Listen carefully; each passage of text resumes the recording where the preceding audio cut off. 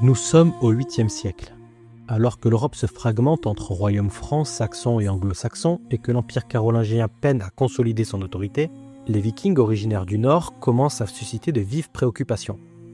Regardez, voici qu'un peuple vient du Nord, et une grande nation, et beaucoup de rois se réveillent des extrémités de la terre.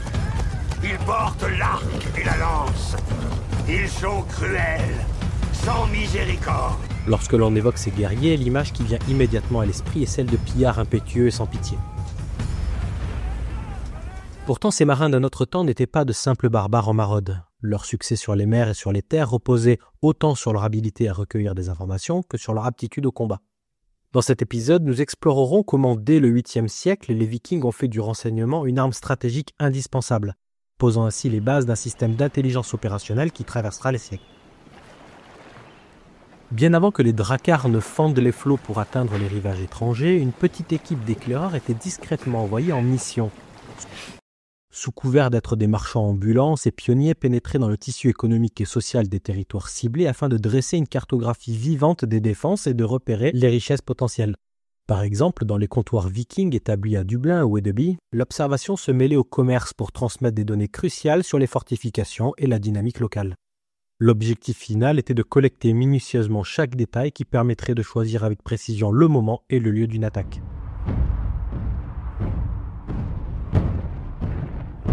Fort de ces informations collectées, les Vikings organisaient ce que l'on pourrait appeler des attaques éclairs. La méthode du Strandhugg, ou attaque de rivage, illustre parfaitement cette stratégie.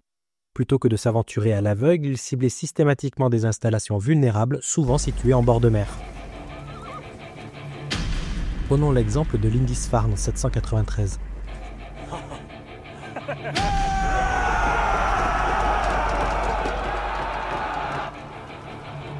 Que Dieu nous protège.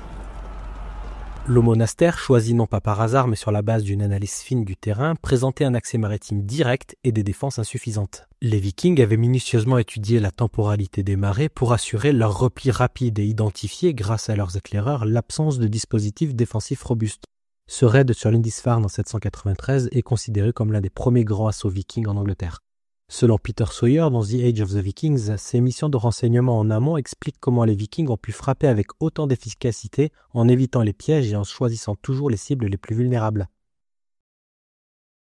Sans bénéficier d'une administration centralisée comparable à celle des empires romains ou byzantins, les Vikings ont développé des méthodes ingénieuses pour transmettre leur message en toute sécurité. L'usage de runes ne se limitait pas à leur dimension symbolique ou rituelle, il se prêtait également à un système de codage précoce. Des analyses de textes runiques, telles que présentées par Roman Page dans The Introduction to English Runes, montrent que certains messages étaient délibérément altérés par inversion ou modification des symboles, afin d'empêcher toute interception ou mauvaise interprétation par leur ennemi. Ainsi, l'utilisation des runes attestait d'une démarche double, collecter l'information et en assurer la confidentialité. Il y a près de 1000 ans, un homme réunit une armada de 15 000 combattants. Il avait pourtant fait de la Normandie une riche et puissante contrée. Mais la haine était à sa porte. À la fois moqué, haï et envié, il portera l'ambition jusqu'à concevoir un projet fou, mais très lucidement organisé. Envahir l'Angleterre et devenir roi. L'expertise en renseignement des Vikings ne s'est pas éteinte avec le temps. Au XIe siècle, leurs descendants, les Normands, ont perfectionné ces techniques dans le cadre d'une organisation militaire beaucoup plus sophistiquée. Guillaume le Conquérant, héritier direct de ces traditions guerrières et stratégiques, en est le parfait exemple.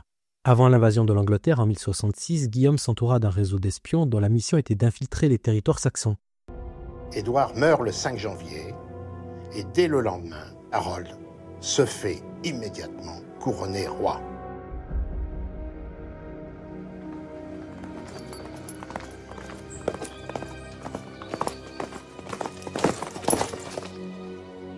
La nouvelle se répand très vite en Angleterre et elle passe immédiatement en Normandie, en raison du grand nombre d'espions qui sont sur le sol anglais, et Guillaume est très vite informé. Ces agents durent tour à tour cartographier les itinéraires et les points névralgiques des défenses ennemies, évaluer avec précision la force de l'armée d'Harold II et identifier les points faibles stratégiques susceptibles d'être exploités lors de l'assaut. Les informations ainsi recueillies furent déterminantes lors de la bataille d'Hastings, où, grâce à des feintes et à des manœuvres déstabilisantes, Guillaume parvint à renverser la situation en sa faveur. Ce succès, relaté en détail par David Bates dans William the Conqueror, illustre parfaitement comment l'intelligence stratégique peut transformer le cours de l'histoire.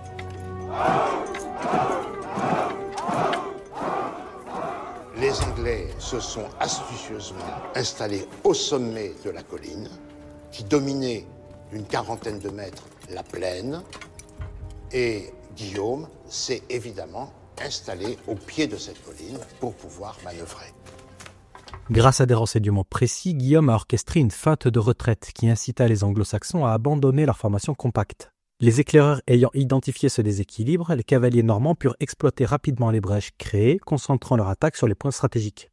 Cette manœuvre illustre comment l'intelligence recueillie a permis de transformer l'information en avantage tactique décisif alors même que le cours de la bataille était indécis. Après la bataille d'Hastings, l'importance du renseignement se consolida dans l'administration normande à l'instar d'autres puissances. S'appuyant sur les méthodes d'observation et de collecte d'informations transmises par leurs ancêtres vikings, les Normands instaurèrent un réseau d'espions et d'informateurs chargés de surveiller les dissidences, d'anticiper les alliances ennemies et de repérer les opportunités stratégiques. Des messagers, souvent recrutés dans les populations locales, transmettaient régulièrement des rapports détaillés à la cour, permettant à Guillaume et à ses successeurs d'ajuster leur politique de domination et de pacification. Ce système, combinant tradition viking et innovation normande, préfigure l'évolution des mécanismes de renseignement médiévaux. Il témoigne d'un savoir-faire qui, bien au-delà de la simple collecte d'informations, s'inscrivait comme un véritable levier de pouvoir et de contrôle sur les territoires conquis.